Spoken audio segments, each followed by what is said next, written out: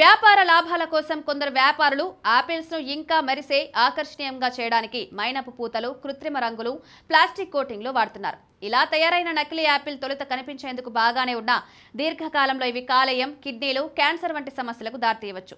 సహజ యాపిల్ కొంచెం మృదువుగా, సహజంగా మెరిసిపోతుంది. కానీ నకిలీ యాపిల్ బాగా మెరుస్తుంది. స్పష్టంగా ప్లాస్టిక్ కోటింగ్ ఉన్నట్లు కనిపిస్తుంది. రంగు ఎక్కువ, ముద్దగా ఉంటే నకిలీ అని అనుమానించవచ్చు. ఒక్కోసారి నకిలీ పండ్లపై ముద్దగా తాకినప్పుడు రసాయనపు వాసన కూడా వచ్చేస్తుంది. ఒక సహజ యాపిల్ను సూటిగా వాసన చూస్తే ఒక తీపి, సహజమైన ఫ్రూటీ స్మెల్ వస్తుంది. కానీ నకిలీ యాపిల్ వాసన లేదనిపించవచ్చు, లేదా కొంచెం అసహ్యంగా ఉండే కెమికల్ వాసన వస్తుంది. పండు సహజమైనదేనా కాదా అన్నది వాసన చూసి కొంతవరకు తేల్చవచ్చు. యాపిల్ను చిన్న ముక్క కట్ చేసి నీటిలో వేసి చూడండి. సహజ యాపిల్ ఎక్కువ సాంద్రతతో ఉండి నీటిలో మునిగిపోతుంది. కానీ నకిలీ యాపిల్ వాడిన మైనపు పూత వల్ల తేలిపోయే అవకాశం ఉంటుంది. ఇది చాలా ఈజీగా మనం ఇంట్లోనే పరీక్షించుకోవచ్చు.